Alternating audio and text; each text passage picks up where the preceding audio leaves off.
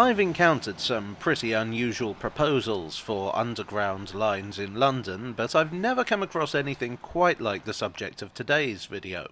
It's the kind of line I don't think anyone would even propose now, let alone seriously consider. This was a plan to build an underground line that would carry only freight. This idea comes from the London Plan Working Party report to the Minister of Transport, dating from 1949. To give you a wee bit of background. In 1946, the County of London Plan was published.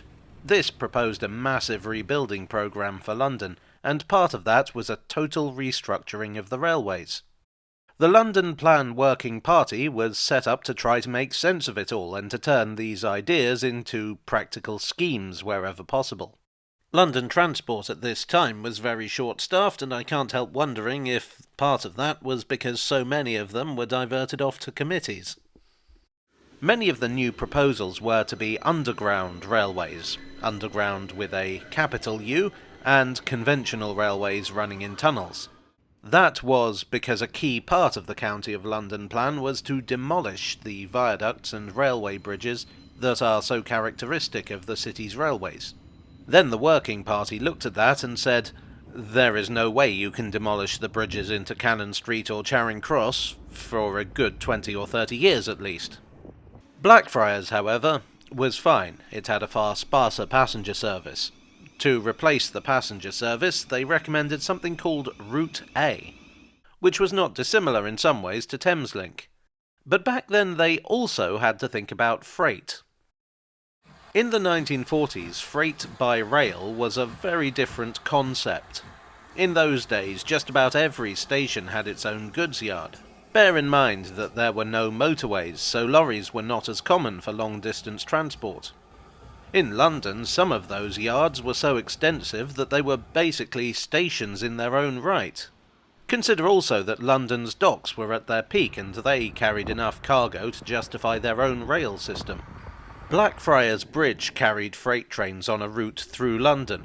North of the bridge they would dive underground, through Snow Hill Tunnel and onto the city-widened line, which gave them access to the main line railways running out of St Pancras, King's Cross and Paddington, as well as a number of goods depots in the city itself.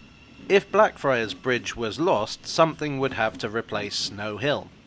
Rather than run freight trains over Route A, which was expected to be very busy, a separate Route B was proposed.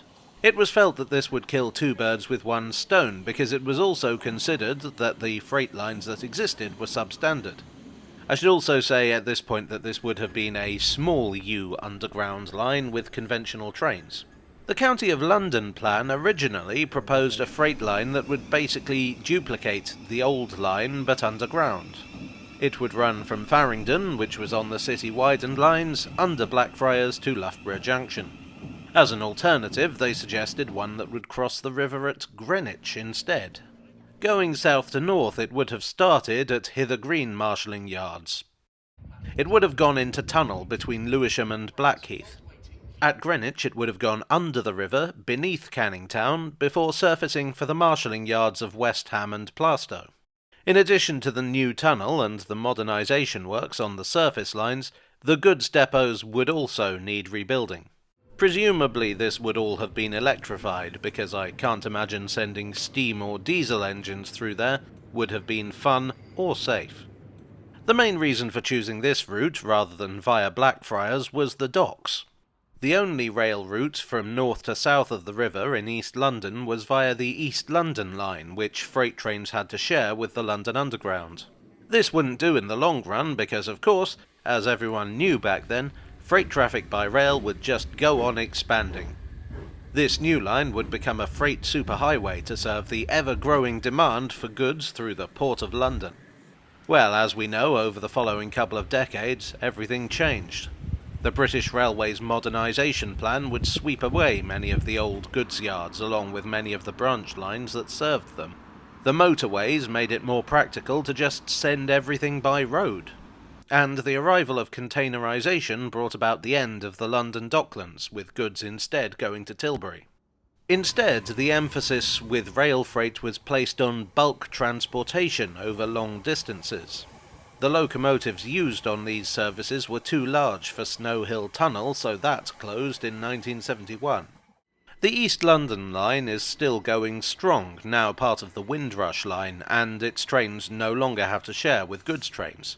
Some of the redundant dock railways of East London would be revived as sections of the Docklands Light Railway and the Elizabeth line. Even the Snow Hill Tunnel would be reopened in 1990, but this time to passengers as part of the Thameslink core. Freight has undergone a renaissance in recent years. Bulk trains can move goods over long distances more economically and in a more environmentally friendly manner than lorries can. Containerization, the very thing that killed the docks, ironically makes it easier for trains to work in harmony with lorries and shipping to transport goods to their destination. But the big inner London goods depots are all gone, and freight trains are now routed around the suburbs. Route B was a good idea, in theory, but it was an idea based on a totally different world from the one we live in today. When it came down to it, it just couldn't deliver the goods. Well, I do hope you've enjoyed today's video. If you did, please do leave a like and consider subscribing for more. I'd like, as I so often do, to thank my donors on Ko-fi, on Patreon, and here on YouTube for your generous support. You are the adequately sized tunnel for my Type 3 freight locomotive. And I'll see you all again very soon. Cheerio.